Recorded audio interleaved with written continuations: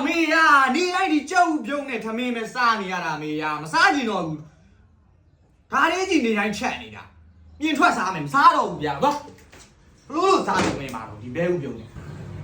တော့အမေသားရဲ့အမေလည်းရှိတာကိုချက်ထားတာလေငါသားရဲ့ကြီးမများပါနဲ့နော်စားသွားလိုက်နော်ငါသားလေးစိတ်မဆိုးပါနဲ့ငါသားရဲ့နော်စားလိုက်နော်သားလေး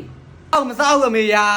အဲ့ဒီကြောက်ပြုံးနဲ့ထမင်းချမ်းကတော့မစားတော့ဘူးမိဘသားမေစားလိုက်တော့တားတော့ဒီနေ့မစားတော့ဘူးပြင်းမဲ့ထွက်စားတော့မယ်မေသွားပြီမေမစားတော့ဘူးအမေလည်းရှိတာလေးချက်ထားတာပဲငါသားရဲ့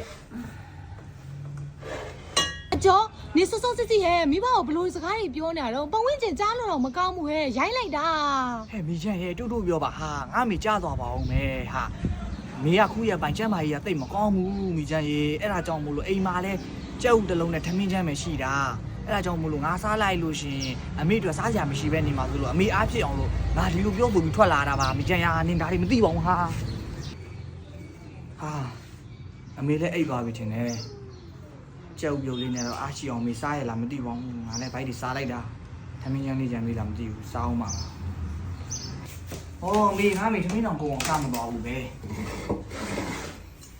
ခုရမယ်မေလည်းထမင်းစားမကောင်းထင်ပါတယ်